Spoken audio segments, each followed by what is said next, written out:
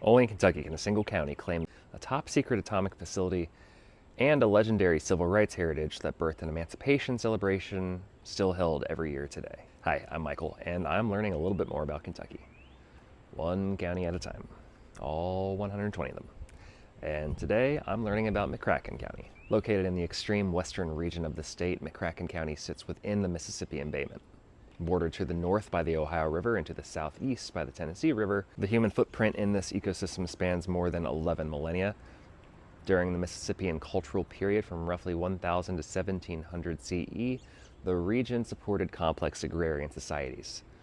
The Rollinton Mound site, located on the edge of an ancient oxbow lake in present-day Paducah, features a 7.5-acre earthen platform mound that served as an elevated foundation for a temple or perhaps a chief's dwelling. And then underneath the modern I-24 bridge lies the Reed site, a stratified village where archaeological digs have confirmed long-term, continuous human habitation. By the 18th century, this fertile expanse was recognized as the sovereign land of the Chickasaw Nation, revered historically as the Spartans of the lower Mississippi Valley. Their oral traditions, preserved by elders known as the Keepers of the Flame, speak of crawfish diving into the watery depths to build the first landmass from mud, tying their cosmology directly to the rivers. Their dominion over the land ended with the Treaty of Oldtown in October 1818. Negotiated by General Andrew Jackson and former Kentucky Governor Isaac Shelby, the Chickasaws ceded all lands east of the Mississippi River under intense political pressure. This acquisition is known as the Jackson Purchase, and it added over 2,300 square miles to Kentucky and opened the area to an unrestricted influx of real American settlers. On January 15, 1825, the Kentucky General Assembly established McCracken County. It was named in honor of Captain Virgil McCracken, a Kentucky legislator who commanded a rifle company and was killed in action at the Battle of River Raisin during the War of 1812.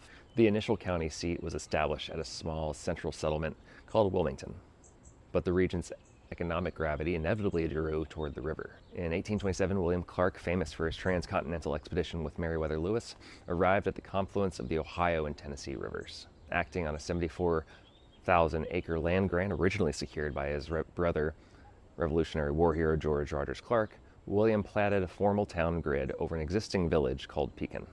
He named the new settlement Paducah. For over a century, local legend proudly maintained that the city was named in honor of a friendly Chickasaw leader, Chief Paducah.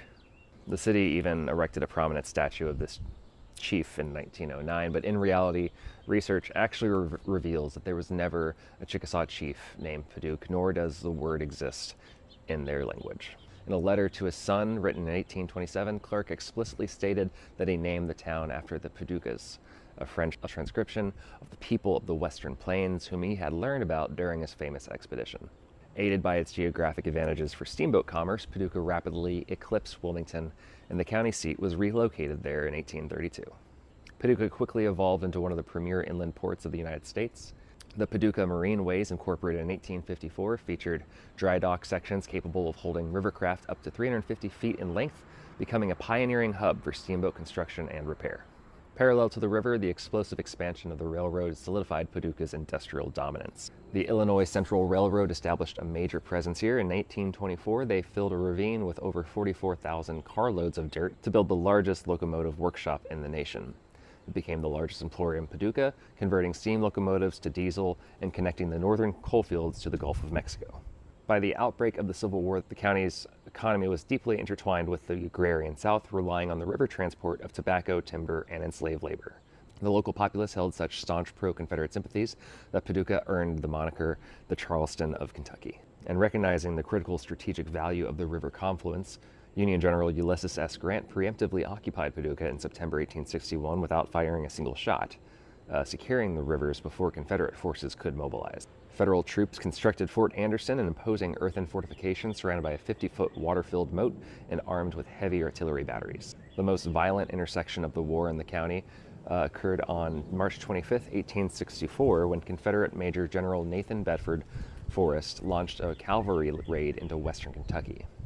Union Colonel Stephen G. Hicks retreated into Fort Anderson and refused to surrender. A significant portion of the Union garrison consisted of the 8th U.S. Colored Heavy Artillery, a regiment comprising newly freed, formerly enslaved men from McCracken and surrounding counties. These black soldiers fought valiantly to repulse multiple Confederate assaults, alongside covering fire provided by the Union gunboats. Along the Confederate dead was Colonel Albert P. Thompson, a native of Paducah who was killed by an artillery shell just miles away from his home. Following the war, the African American population of McCracken County developed deep-rooted cultural traditions. The most enduring is the 8th of August Emancipation Celebration. While Juneteenth commemorates the delayed announcement of emancipation in Texas, African American communities in the Jackson Purchase celebrate their freedom on August 8th. This date traces back to 1863 when Andrew Jackson, then the military governor of Tennessee, personally emancipated his enslaved laborers. By the early 20th century, special excursion trains brought thousands of African Americans from Chicago and Memphis back to Paducah for multi-day festivities. During the Jim Crow era, Paducah was home to the Hotel Metropolitan. Opened in 1909 by a young widow named Maggie Steed, the hotel served as a crucial safe haven for black travelers and entertainers on the Chitlin Circuit. It was listed actually in the Negro Motorist Green Book and hosted luminaries like Louis Armstrong, Duke Ellington, B.B. King, Ike and Tina Turner, Satchel Paige, and Thurgood Marshall. Saved from demolition in 1999, it now functions as a heritage museum. Education was also a battleground for equality in the county. In 1909, Dr. Dennis H. Anderson broke ground on the West Kentucky Industrial College for Black Citizens, which grew into the third largest black junior college in the United States. In the rural areas, the Union Station School was built in 1928 with crucial matching funds from the Rosenwald Fund, providing education to black children until the final desegregation of the county school system in 1966. As the 20th century progressed, the rivers that built the county nearly destroyed it. During the famous 37 flood, the Ohio River submerged over 90% of Paducah, forcing the emergency evacuation of 27,000 residents and causing millions in property damage. The devastation prompted a federal engineering response. The U.S. Army Corps of Engineers constructed an $8 million, 12-mile-long concrete flood wall that protects the city to this day to the height of 3 feet above the 1937 crest levels. And while the flood wall permanently severed the visual connection between the city and the river, it was later brilliantly reclaimed as a cultural asset. Beginning in 1996, renowned muralist Robert Dafford and his team transformed the downtown flood wall into the Paducah Wall-to-Wall project. Over 60 life-size murals depict the region's history, from Native American heritage to the railroad boom, creating a 24/7 public attraction. While the river was tamed, a different kind of power transformed the county's economy during the dawn of the Cold War. In 1950, the U.S. Atomic Energy Commission selected a 3,500-acre site in McCracken County for the Paducah Gaseous Diffusion Plant. Designed to enrich uranium for the nation's expanding nuclear weapons arsenal and later commercial nuclear power plants, the facility sparked a population boom, consuming a staggering 3,000 megawatts of electricity. This prosperity came at the cost of severe environmental consequences. In 1988, dangerous levels of radioactivity were discovered contaminating off-site residual groundwater. The EPA placed the site on the Superfund National Priorities List. Today, the facility is undergoing a complex decommissioning process that employs roughly 1,400 contractors. But the atomic legacy isn't quite over. In early 2026, companies like General Matter and Global Laser Enrichment secured nearly $3 billion in combined federal contracts to revitalize the site and resume domestic enriched uranium production. Beyond heavy industry, McCracken County has served as an incubator for consumer brands. In 1927, Cleve Gilliam founded the Gilliam Candy Company, famous for its old-fashioned hard candy sticks. Decades later, in 1988, local microbiologist Kurt Jones used liquid nitrogen in his parents' garage to flash freeze ice cream mix, founding the global novelty brand Dippin' Dots. In 1939, a sprawling Art Deco-style Coca-Cola bottling plant opened in Midtown Paducah, and for decades it was a bustling hub of bottling and distributing the famous soda across the region. When the facility eventually closed, the historic building could have easily fallen into ruin. Instead, developers saved it, transforming the massive space into a vibrant commercial center. And today, the restored Coke plant houses Dry Ground Brewing, alongside a Mel Mushroom pizza location and other local businesses. As the industrial landscape shifted toward the end of the 20th century, McCracken County faced severe urban decay as interstate highways and suburban shopping malls hollowed out Paducah's historic downtown and its oldest residential neighborhood, Lower Town. Faced with a dilapidated Victorian housing stock overrun by neglect, the city government launched the Radical Artist Relocation Program in the year 2000. This was an innovative urban planning initiative that offered artists extreme financial incentives to relocate to Paducah. The city sold historic, blighted properties for as little as $1, provided architectural design assistance, and implemented flexible zoning. Drawn by the incentives, painters, potters, and fiber artists relocated from across the globe, investing over $30 million in private capital to restore the neighborhood.